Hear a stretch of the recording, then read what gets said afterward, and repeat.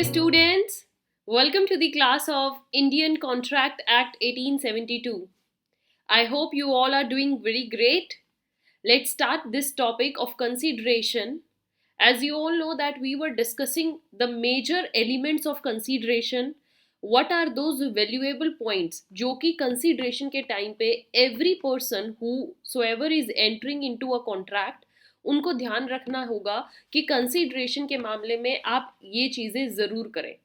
The next thing is consideration need not be adequate. जो consideration दी जाती है किसी भी पार्टी द्वारा जरूरी नहीं होनी चाहिए कि वो जिस भी सामान के बदले में आप कंसीडरेशन दे रहे हो वो इक्वल टू हो. Okay, that's not the case. It can be more than that value, it could be equal to it and even at a very less value. Okay, तो जस्ट एक नाम मात्र कंसीडरेशन होना भी अगर दोनों पार्टीज उसमें सेटिस्फाई हैं तो मान के चलिए कंसीडरेशन वहां पर वैलिड है. Let's discuss this topic in detail my dear students. It is for the parties and not for the court to consider whether the consideration is adequate or not.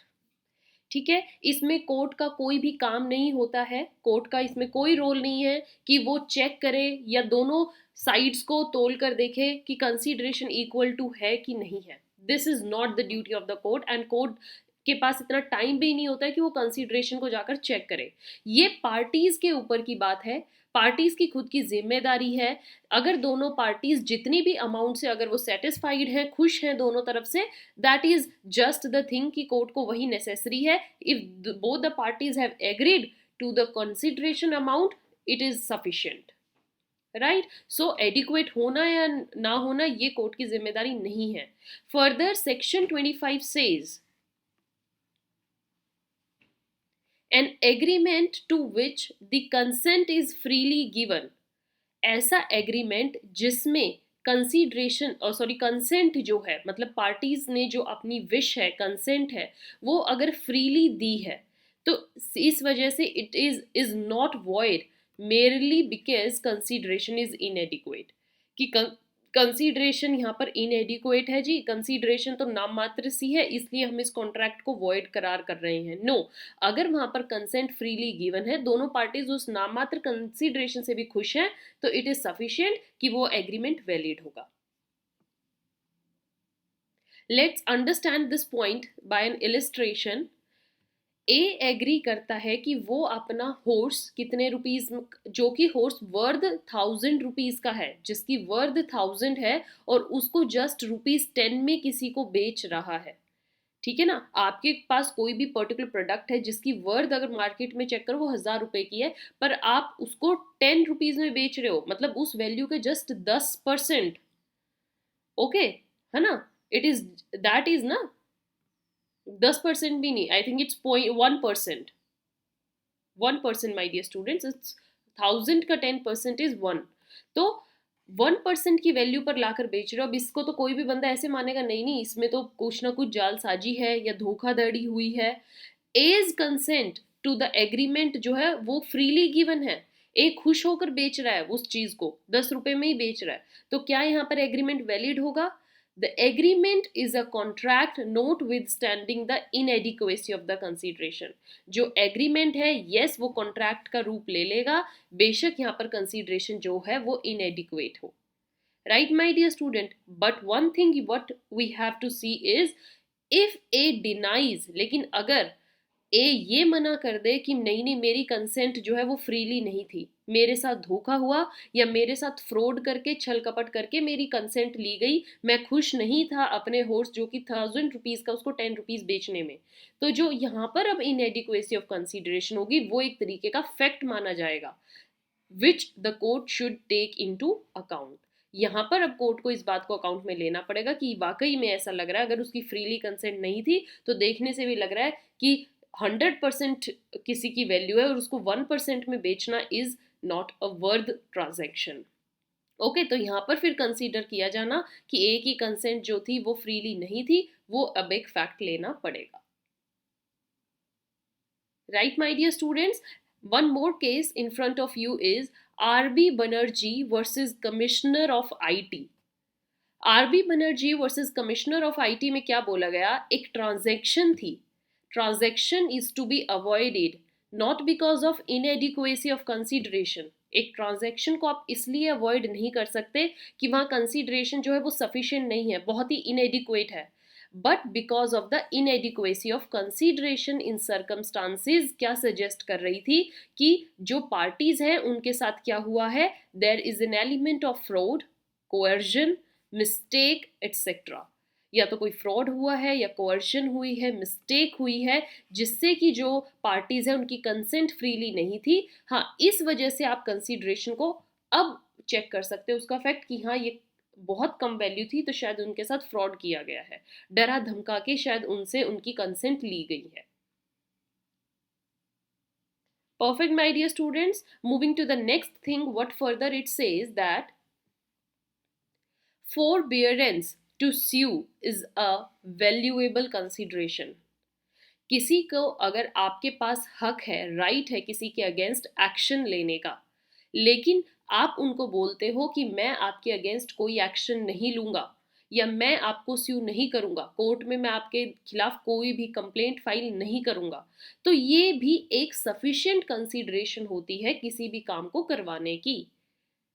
Right my dear students, तो इसमें क्या बोला गया है कि plaintiff has the right of action. Her plaintiff का action है कि वो डिफेंडेंट के अगेंस्ट जाकर कोर्ट में अपने राइट को ले सके। यस, राइट, तो डिमांड कर सके अपने लिए अपने हक की आवाज को। तो प्लेंटिफ के पास राइट होता है एक्शन लेने का against the defendant, but on a promise by the defendant वो रिफ्रेन कर देता है फ्रॉम ब्रिंगिंग द एक्शन। अगर डिफेंडेंट उसे कोई प्रॉमिस देता है कि नहीं नहीं जी मैं आपको देखिए 3 लाख रुपए दूंगा, जो भी आपका नुकसान हुआ है आप प्लीज मेरे खिलाफ कोई भी कंप्लेंट कोर्ट में मत डालिए, तो अब 3 लाख देने का हक बनता है डिफेंडेंट का, क्योंकि उसने उसको उसके राइट से वंचित रखा है। वो कोर्ट में जा सकता था बट वो आपके अगेंस्ट कोर्ट में नहीं गया। Now whatever promise you have done to the plaintiff, you have to fulfill this. Okay, let's understand through this case. In Devi Radha Rani versus Ramdas में क्या होता है my dear students, wife to sue the husband for maintenance.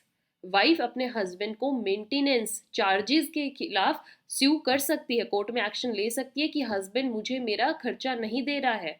But husband अगर उससे promise करता है कि नहीं तुम मेरे अगेंस्ट कोई भी कंप्लेंट फाइल मत करो, मैं तुम्हें हर महीने इतना खर्चा दूंगा, I will pay you maintenance charges. Now wife's promise of forbearance to sue. अब वाइफ ने चलो उसको बोल दिया ठीक है मैं तुम्हारे खिलाफ कोई कंप्लेंट नहीं करूंगी बट मुझे मेरा खर्चा मिलना चाहिए, तो जो ये वाइफ का दिस प्रॉमिस था कि I will not take any action against you, it is a valuable consideration. Yes, that's a legal consideration, she is not going against her right. Right my dear students, moving to the very important next topic is performance of legal obligations. अगर किसी person की कोई legal duty बनती है कि वो उसको करनी ही करनी है, किसी भी पोजीशन में हो, अगर आप उस काम के लिए आपको लिया गया है और आप उस काम को कर रहे हो, तो वो कोई कंसीडरेशन नहीं होती। You are performing your duty and you can not say other person that this is what I am doing for you, मैं आपके लिए ये कर रहा हूँ तो आप मेरे लिए ये करो। नहीं, आपकी ड्यूटी है जी, करिए, आप यही काम है आपका। जैसे a person may be bound to do something by law और बाय कॉन्ट्रैक्ट, कानून की नजरों में या कॉन्ट्रैक्ट के थ्रू उनका ये काम है करना। आप सपोज कीजिए स्कूल में टीचर होती है, टीचर किसी स्टूडेंट को कह सकती है कि मुझे 2000 अलग से लाके दो, मैं तुम्हें क्लास में पढ़ा रही हूँ। No, you are hired for teaching, आपको स्कूल में टीचिंग के लिए तो बुलाया गया है। Students are already paying their fee, वो स्कूल फी अपनी पे कर रहे हैं, वो स्कूल ट्यूशन फी आपको दे रहे हैं। Now what other kind of charges you are asking for, this is your duty to teach the students, right? So a person may be bound to do something by law or by contract, and this performance जो होती है legal duties की, ये कोई consideration नहीं होती, आप किसी को इसके बदले में कुछ काम नहीं करवा सकते, right? However, this line is very important, keep your eye on this. However, if something is dash is done, something extra is done, आपने लेकिन अपनी ड्यूटी से ऊपर होते हुए कुछ एक्स्ट्रा काम किया है। जैसे अगर टीचर का एग्जाम्पल ले रहे हैं, टीचर का ड्यूटी बनती है टिल 2 PM वो स्कूल में पढ़ाएंगी, but after 2 PM a teacher is staying in the school और वो 4 PM तक एक्स्ट्रा क्लासेस अगर किसी बच्चे की ले रही हैं, then she can ask for that extra money from the student, extra tuition fees from the students, right students? So if something extra is done above that legal duty, then it will become a good consideration. Let's understand this line through also a case, Collins versus Godfrey. इस case में क्या था, case अच्छे से ध्यान में रखना है। प्रॉमिस टू पे अ पुलिस ऑफिसर, आप एक पुलिस ऑफिसर हैं, उनको आप कह रहे हो कि मैं आपको पे करूंगा, मैं आपको पैसे दूंगा अगर आप इन्वेस्टिगेट करो एक क्राइम को which he has already bound by law to do. अगर आप प्रॉमिस नहीं भी करोगे तभी भी पुलिस ऑफिसर की ड्यूटी बनती है कि वो उस केस को इन्वेस्टिगेट करें, तो आप उनको एक्स्ट्रा पे मत कीजिए, ये तो पुलिस ऑफिसर्स की लीगल ड्यूटी है, पब्लिक ड्यूटी है अपना काम करना, and this is without any consideration. आपसे पुलिस ऑफिसर आके एक्स्ट्रा पैसे भी नहीं मांग सकता, उनको काम ही ये दिया गया है कि वो इन्वेस्टिगेट करें।